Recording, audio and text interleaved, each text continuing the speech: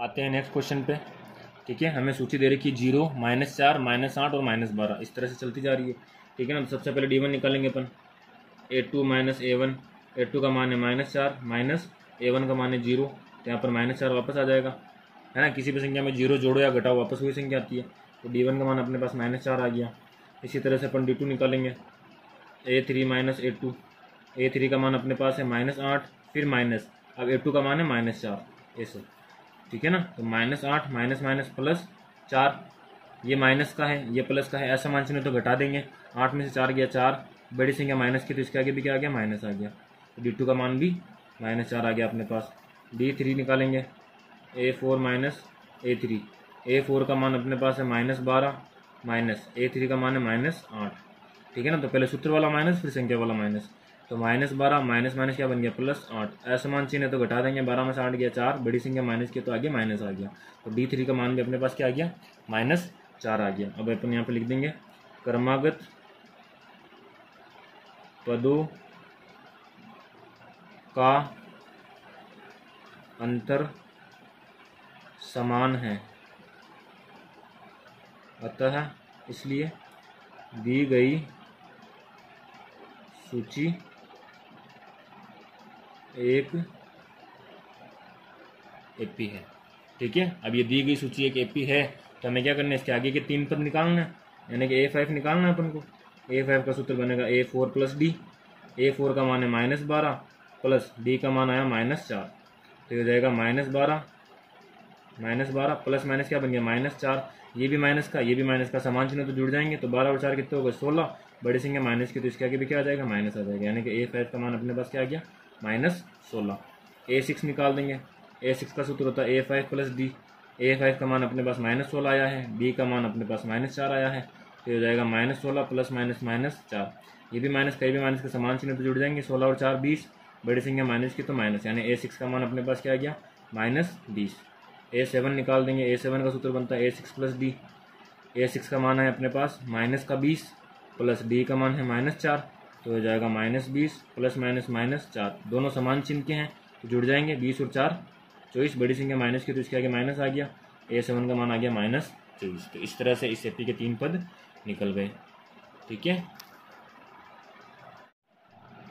8वां question दे रखा है अपन को, सूची दे रखी है -1/2, -1/2, -1/2 और -1/2, इस तरह से एपी बनी हुई है ना, सूची दे रखी है अपन को, तो ये एक एपी है ना। ये मुझे कैसे पता चला, देखो मैंने आपको पहले भी क्वेश्चन करवाया था कि अगर किसी एपी के सारे पद समान हो, यहाँ पे सारे पद सेम है, देखो 1/2 पहला पद, दूसरा पद भी 1/2, तीसरा पद भी 1/2, तो किसी एपी के सारे पद समान होते हैं कब, जब उसका सारवंतर 0 होता है।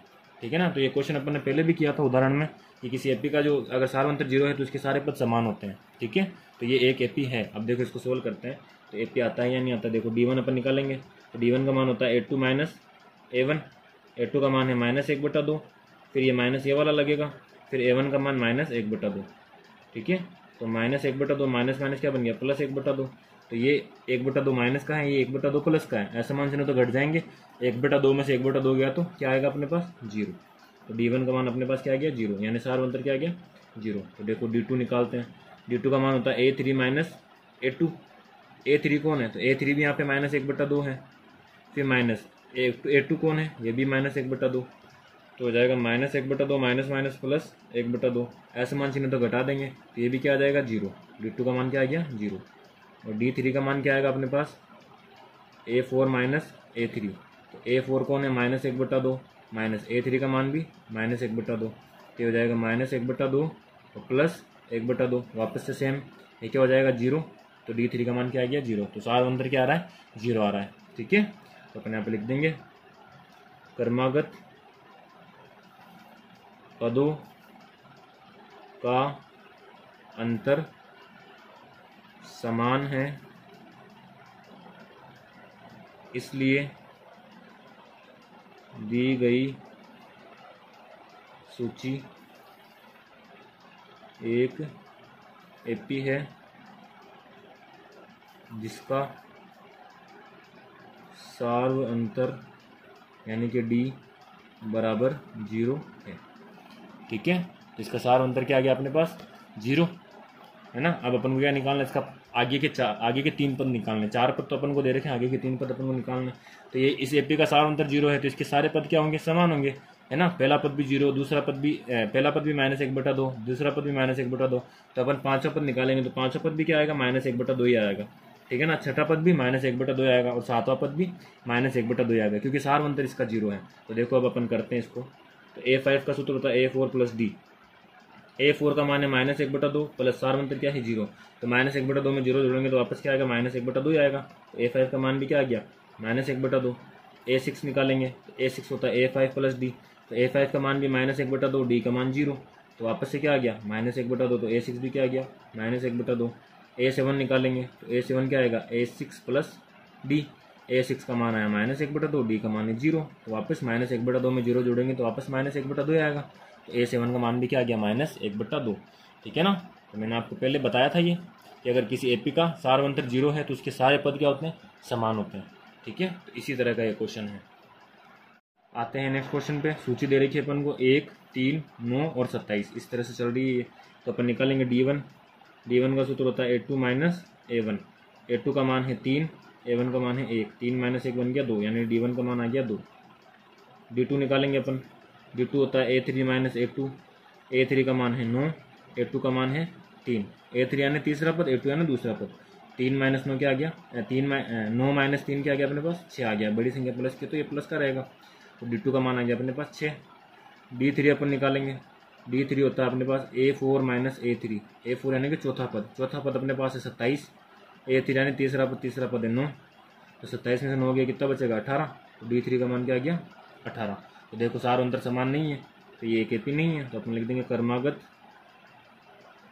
पदों का अंतर असमान है, एक समान नहीं है, समान नहीं है, जैसे आपको सही लगे वैसे आप लिख सकते हो। इसलिए दी गई सूची एक एपी नहीं है, ठीक है। ये क्वेश्चन यहीं पे खत्म। आते हैं 10वें क्वेश्चन पे। अपन को सूची दे रखी है A, 2A, 3A, 4A, इस तरह से आगे चलते जा रहा है, ठीक है। देखते हैं first D1 A2 - A1। A2 का मान है ना, दूसरा पद है अपने पास 2A - A1 का मान है A।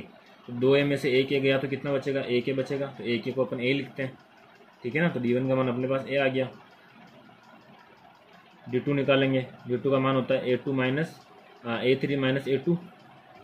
A3 यानी तीसरा पद अपने पास है 3A माइनस दूसरा पद अपने पास है 2A। 3A में से 2A गया तो वापस A बचेगा, तो A लिख देंगे यहाँ पे। D2 का मान A आ गया। D3 निकालेंगे, D3 होता है A4 - A3।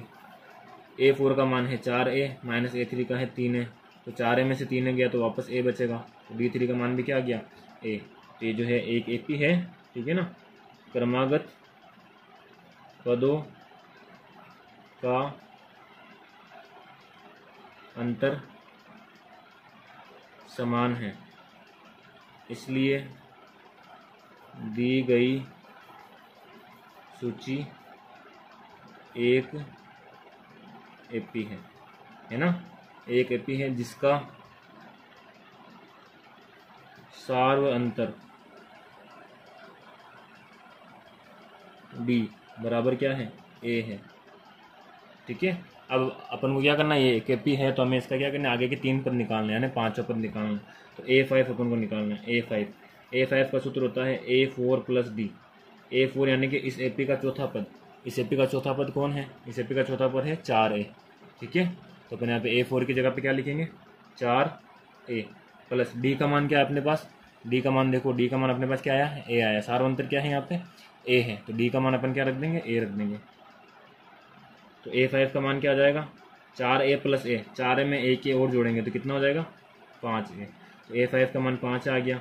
A6 अपन को निकालना है। A6 होता है A5 + D।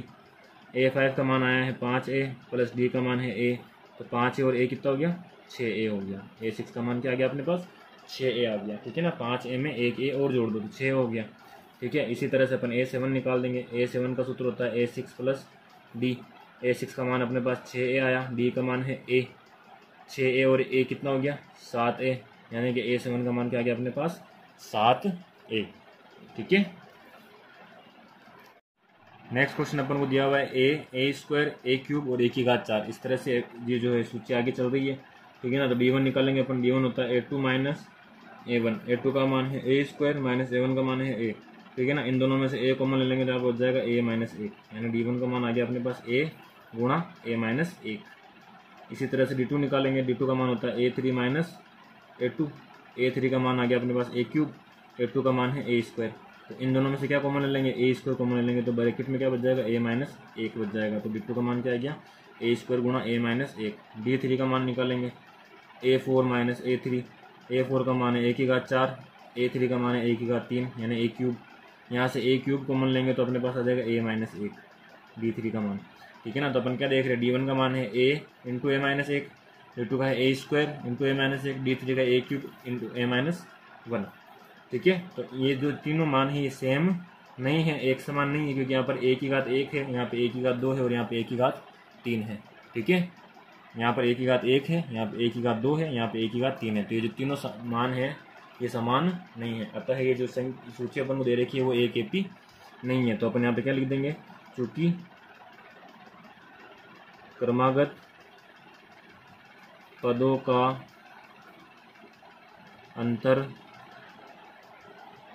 समान नहीं है, इसलिए दी गई सूची एक AP नहीं है। ठीक है। तो ये AP नहीं है, तो ये क्वेश्चन यहीं पर ही खत्म हो गया। आते हैं 12वें प्रश्न में। सूची दे रखी है अपन को √2, √8, √18 और √32, और इस तरह से आगे तक चलती जा रही है। ठीक है। तो अपन सबसे पहले क्या निकालेंगे, d1 निकालेंगे। a2 माइनस a1, a2 कौन है यहाँ पे, √8 माइनस a1 कौन है, √2। अब यहाँ पर अपन क्या करेंगे, इस √8 का मान निकालेंगे। कैसे, अभाज्य गुणनखंड से। ठीक है। तो अभाज्य गुणनखंड से निकालो √8 यानी कि 8 का वर्गमूल निकालो। पहले 2 का भाग लगाएंगे 4, 2 का भाग लगाएंगे 2, 2 का भाग लगाएंगे 1, यानी √8 की जगह पे अपन क्या लिख सकते हैं, 2 गुणा 2 गुणा 2। इस तरह से लिख सकते हैं 8 को, है ना, क्योंकि 8 ही बनेगा। 2 दूनी 4, 4 दूनी 8।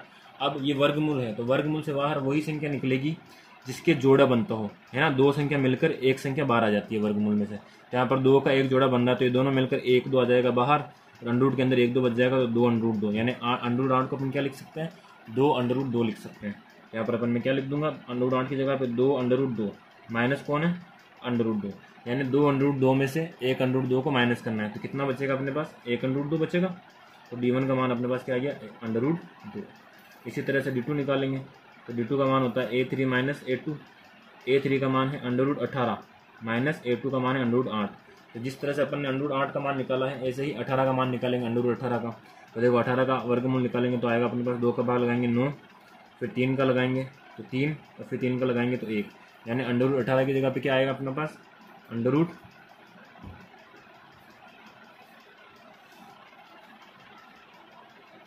√18 की जगह पे क्या लिखेंगे अपन, 2 गुणा 3 गुणा 3। अब यहाँ पे किसका जोड़ा बन रहा है, 3 का। तो यहाँ पे 3 जो है वो बाहर आ जाएगा एक बार, और √ के अंदर कौन बचेगा, 2, यानी √18 को अपन क्या लिख सकते हैं, 3 √2। तो मैं यहाँ पे लिख देता हूँ। ठीक है ना। √18 की जगह क्या लिखेंगे, 3 √2 माइनस √8 की जगह क्या लिखेंगे, अभी अपन ने निकाला था 2 √2, यहाँ पे लिख देंगे 2 √2। 3 √2 में से 2 √2 गया तो कितना बचेगा, √2 बचेगा। तो d2 का मान अपने पास आ गया √2। इसी तरह से अपन d3 निकालेंगे। तो d3 होता है a4 माइनस a3। a4 का मान है अपने पास √32 माइनस a3 का मान है √18।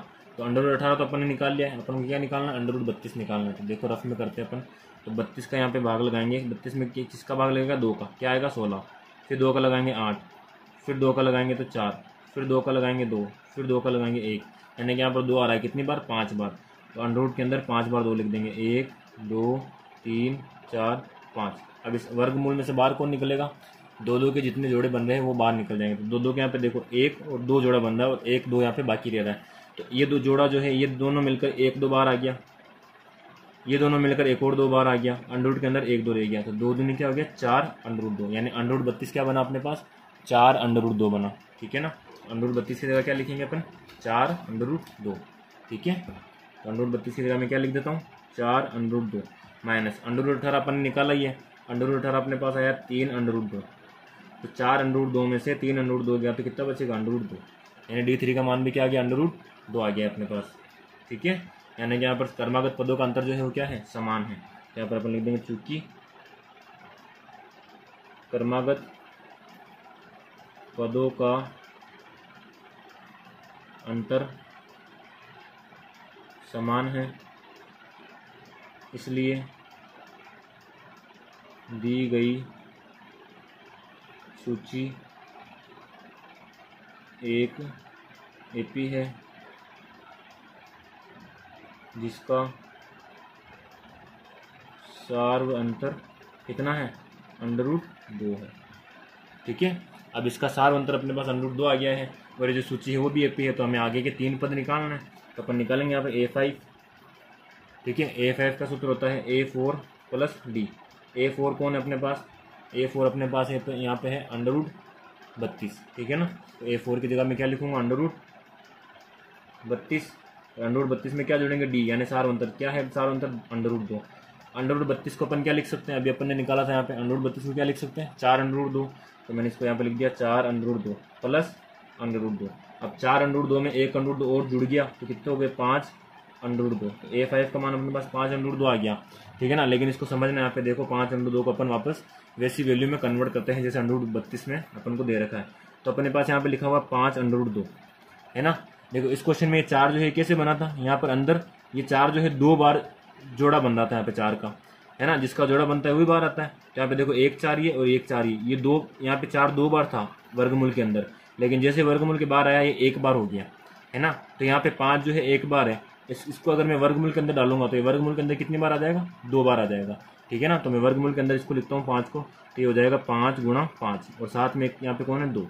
ठीक है ना, ये जोड़ा बनकर ही बाहर निकला था। अगर मुझे इसको वापस अंदर डालना है तो यहाँ पे अंदर कितनी बार लिखेंगे, इसको 2 बार लिखेंगे, है ना। जैसे 4 यहाँ पे 2 बार था, ये 2 गुणा 2 4, 2 गुणा 2 4, तो ये दोनों 4 एक जोड़ा बनकर 1 बार बाहर आया, है ना। तो अगर किसी चीज़ को वर्गमूल के अंदर डालना है तो वहाँ पर अपन को 2 बार लिखना पड़ता है। अब इसको सोल्व करो, देखो 5 को 5 से गुणा किया 25, 25 को 2 से करेंगे तो 50, यानी कि ये जो 5 अंडर रूट 2 है ये किसका मान है, ये अंडर रूट 50 का मान है।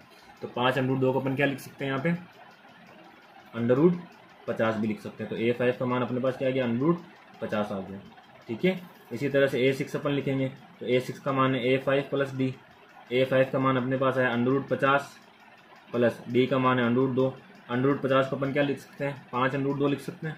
तो 5 under root 2 plus under root 2, तो 5 अंडर रूट 2 में एक अंडर रूट 2 और जोड़ देंगे तो 6 अंडर रूट 2 हो जाएगा ये। ठीक है ना, और 6 अंडर रूट 2 को वापस सोल्व करेंगे तो देखो आप वापस रफ में सोल्व करते हैं 6 अंडर रूट 2, तो इस 6 को अंदर डालेंगे तो 6 कितने बार लिखेंगे 2 बार लिखेंगे और साथ में यहाँ पे 2 भी है। ठीक है ना, इसको सोल्व करो तो 6 छंगा 36, 36 को 2 से गुणा किया तो 72, यानी कितना आ गया अंडर रूट 72 आ गया। तो A6 का मान अपने पास क्या आया अंडर रूट 72। इसी तरह से अपन A7 निकाल देंगे। A7 होता है A6 प्लस D। A6 का मान आया अपने पास अंडर रूट 72 प्लस D का मान है अंडर रूट 2। अंडर रूट 72 को अपन क्या लिख सकते हैं 6 under root 2 plus under root 2। तो 6 अंडर रूट 2 में एक अंडर रूट 2 और जोड़ देंगे कितना हो जाएगा 7 अंडर रूट 2। ठीक है, तो अब इसको वापस वर्गमूल में डालेंगे 7 को, तो 7 को कितनी बार लिखेंगे 2 बार लिखेंगे। फिर 7 को 7 से गुणा करेंगे 49 और 49 को 2 से गुणा करेंगे तो कितना आएगा 98 आएगा, यानी कि यहाँ पे अंडर रूट 98 आ जाएगा इसका मान A7 का। ठीक है, एक एपी थी जिसके 3 पद और निकालने थे वो अपन ने निकाल दिया अंडर रूट 50, अंडर रूट 72 और अंडर रूट 98 यानी 98। ठीक है, ये क्वेश्चन यहाँ पे आपका हो गया है। चलते हैं नेक्स्ट क्वेश्चन पे। नेक्स्ट क्वेश्चन की सूची अपन को दे रखी है under root 3, under root 6, under root 9 और अंडर रूट 12 इस तरह से। तो D1 का मान अपन निकालेंगे तो अपने पास आएगा A2 माइनस A1। A2 का मान अपने पास आया अंडर रूट 6 माइनस A1 का मान है अंडर रूट 3।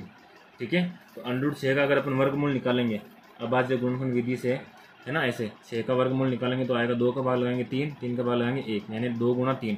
वर्गमूल के अंदर क्या लिखेंगे 2 गुणा 3। यहाँ पे मैं क्या लिख देता हूँ 2 गुणा 3 माइनस यहाँ पे क्या आ जाएगा अंडर रूट 3। ठीक है ना, तो इसको अगर आप आगे सोल्व भी करेंगे तो ये सोल्व होएगा नहीं क्योंकि यहाँ पे कोई समान संख्या आ ही नहीं रही है। ठीक है ना, तो इसको आप ऐसे ही छोड़ो तो ऐसे भी छोड़ सकते हो under root 6 minus under root 3 तक। ठीक है, D2 का मान अपन निकालेंगे तो क्या आएगा A3 माइनस A2। A3 का मान अपने पास है अंडर रूट 9 माइनस A2 का मान है अंडर रूट 6। अंडर रूट 9 का मान 3 होता है, अंडर रूट 6 का मान अंडर रूट 2 गुणा 3 होता है अंडर रूट के अंदर 2 गुणा 3। तो ये भी सोल्व होगा नहीं क्योंकि 3 में से अंडर रूट वाली संख्या घटेगी नहीं। तो D2 का मान अपने पास ये आ गया, D1 का मान ये आ गया अपने पास, D3 का मान A4 माइनस A3, तो A4 है √12 माइनस A3 का मान है √9, है ना। √12 का मान कोई नहीं होता क्योंकि 12 एक पूर्ण वर्ग संख्या नहीं है ना। 9 जो है वो पूर्ण वर्ग संख्या है किसकी, 3 की। तो √12 में से 9 3 जो है वो घटते नहीं है, इसको भी ऐसे ही छोड़ दो। D3 का मान ही आ गया। तो देखेंगे अपन यहाँ पे इसको सोल्व करेंगे ना आगे, तो भी ये सेम नहीं आएगा, ऐसे भी सेम नहीं दिख रहा। आगे अगर और सोल्व करेंगे √12 का बाद जब गुणनफल निकालेंगे फिर घटाने की कोशिश करेंगे तो ये भी सेम नहीं आएगा, ठीक है ना। तो यहाँ पे कुल मिला के बात ये है कि जो क्रमागत पदों का अंतर है वो समान नहीं है। तो अपन यहाँ पे लिख देंगे क्रमागत पदों का अंतर समान नहीं है, इसलिए दी गई सूची एक एपी नहीं है, ठीक है। तो ये क्वेश्चन हो गया आपका यहाँ पर। नेक्स्ट क्वेश्चन पे सूची दे रही है अपन को 1 का वर्ग, 3 का वर्ग, 5 का वर्ग और 7 का वर्ग, इस तरह से। तो D1 अपन निकालेंगे। सबसे पहले होता है A2 माइनस A1। A2 का मान है 3 का वर्ग माइनस 1 का वर्ग, 3 का वर्ग होता है 9, 1 का वर्ग होता है 1, 9 में से 1 गया तो 8। D1 का मान आ गया अपने पास 8। D2 का मान A3 माइनस A2, A3 का मान है 5 का वर्ग, A2 का मान है 3 का वर्ग। तो 5 का वर्ग हो गया अपने पास 25 माइनस 3 का वर्ग हो गया 9। 25 में से 9 जाएंगे तो कितना बचेगा 16, यानी D2 का मान क्या आ गया 16। D3 का मान होता है A4 माइनस A3। A4 का मान है 7 का वर्ग, A3 का मान है 5 का वर्ग। 7 का वर्ग होता है 49 और 5 का वर्ग होता है 25। तो 49 में से 25 माइनस करेंगे तो अपने पास D3 का मान क्या आ गया 24 आ गया। तो D1 8 है, D2 16 है और D3 24 है, यानी क्रमागत पदों का अंतर समान नहीं है। तो अपन यहाँ पे लिख देंगे क्रमागत पदों का अंतर समान नहीं है, इसलिए दी गई सूची एक एपी नहीं है, ठीक है। तो एपी नहीं है, तो ये क्वेश्चन यहीं पर आपका खत्म हो गया। चलते हैं नेक्स्ट क्वेश्चन की ओर। इस क्वेश्चन का लास्ट 15वां क्वेश्चन की सूची अपन को दे देखिए 1 का वर्ग, फिर है 5 का वर्ग, फिर है 7 का वर्ग और फिर है 73, ठीक है। तो सबसे पहले अपन D1 निकालेंगे। A2 माइनस A1, A2 यहाँ पर है 5 का वर्ग माइनस A1 है 1 का वर्ग। 5 का वर्ग होता है 25, 1 का वर्ग होता है 1, 25 में से 1 गया तो D1 का मान अपने पास आ गया 24। इसी तरह से अपन D2 निकाल देंगे। D2 का मान होता है A3 माइनस A2। A3 का मान अपने पास है 7 का वर्ग, A2 का मान है 5 का वर्ग। 7 का वर्ग होता है 49 माइनस 5 का वर्ग होता है 25। 49 में से 25 जाएंगे तो D2 का मान भी अपने पास क्या आ जाएगा 24 आ जाएगा। इसी तरह से D3 आएगा। D3 होता है A4 माइनस A3। A4 का मान है 73 माइनस A3 का मान है 7 का वर्ग। 73 में से क्या घटाना है 7 का वर्ग यानी 49। तो 73 में से 49 घटाएंगे तो क्या आ जाएगा अपने पास 24 आ जाएगा। D3 का मान भी 24, ठीक है। तो इस तरह से ये जो है क्रमागत पदों का अंतर समान आ रहा है, तो ये जो सूची है वो क्या है एपी है। तो अपन यहाँ पे लिख देंगे क्रमागत पदों का अंतर, ये लाइन तो आपको लिखनी ही है हिंदी वाली लाइन, ठीक है ना। क्रमागत पदों का अंतर समान है, इसलिए दी गई सूची एक एपी है जिसका सार्व अंतर डी क्या है 24 है, ठीक है। अब सार्व अंतर डी 24 आ गया तो हमें क्या निकालना है, आगे के 3 पद निकालना है, यानी 5वां पद। 4 पद तो अपन को दे रखे हैं, ठीक है ना। 4 पद अपन को कौन कौन से दे रखे हैं एपी के अंदर, 1 का वर्ग, दूसरा पद है 5 का वर्ग, तीसरा पद है 7 का वर्ग, चौथा वर्ग है 73, यानी चौथा वर्ग। अब चौथा पद जो है वो अपन को चाहिए जो कि है 73। A5 यानी 5वां पद अपन को निकालना है। A5 का सूत्र होता है A4 प्लस D, यानी चौथे पद में D का मान जोड़ दो। चौथा पद अपने पास है 73 प्लस D का मान है 24। तो 73 में 24 जोड़ेंगे तो अपने पास क्या आ जाएगा 97 यानी 97 आ जाएगा। A5 का मान। A6 का मान निकालेंगे। A6 का मान होता है A5 प्लस D। A5 का मान अपने पास आया 97 यानी 97 प्लस D का मान है 24, ठीक है ना। तो 97 और 24 को जोड़ेंगे तो अपने पास आ जाएगा 121। A6 का मान क्या आ गया 121। इसी तरह से A7 निकालेंगे। A7 का मान होता है A6 प्लस D। A6 का मान अपने पास 121 आया है, D का मान है 24, तो 121 और 24 कितना हो गया अपने पास 145। A7 का मान अपने पास क्या आ गया 145 आ गया, ठीक है ना। तो इस तरह से आपका जो क्वेश्चन नंबर 4 था प्रश्नावली 5.1 का वो पूरा यहाँ पे ख़त्म हो चुका है, जिसके अंदर 15 क्वेश्चन थे। तो 15 के 15 क्वेश्चन मैंने आपको एक ही वीडियो में करवा दिए हैं, ठीक है ना। उम्मीद है आपको ये बहुत वीडियो जो है हेल्पफुल रहेगी, आपकी मदद करेगी, आपको आसान तरीके से जो चैप्टर है वो समझ में आ रहा होगा, ठीक है ना। तो अगर आपको ऐसा लग रहा है कि चैप्टर आसान है इस वीडियो की मदद से, इस वीडियो को आगे अपने दोस्तों को भी शेयर करो जिसको ये चैप्टर हार्ड लग रहा है या समझ में नहीं आ रहा है, उसको ये वीडियो शेयर करो ताकि उसको भी ये चैप्टर समझ में आ जाए, ठीक है। तो जो वीडियो है वो आपकी हेल्प के लिए बनाई जा रही है, जो कक्षा 10 के विद्यार्थी हैं उनकी हेल्प के लिए बनाई जा रही है। तो आपका ये फ़र्ज़ बनता है कि आप ये जो वीडियो है कक्षा 10 के सभी विद्यार्थियों तक पहुँचाएँ, जो जो आपकी जान पहचान में है, जिनको आप जानते हो, ठीक है ना, ताकि उनको भी जो है मैथ्स जो है आसान लगे, मैथ्स जो है उनको बोझ ना लगे, ठीक है ना। मैथ्स को अगर समझ कर पढ़ें तो ये बहुत ही इंटरेस्टिंग सब्जेक्ट है, बहुत ही आसान सब्जेक्ट है, ठीक है। तो इसी के साथ इस वीडियो को ख़त्म करते हैं और आप सबका बहुत बहुत शुक्रिया वीडियो देखने के लिए। लाइक करते हैं, सब्सक्राइब करते हैं और शेयर करते रहें। थैंक यू, धन्यवाद।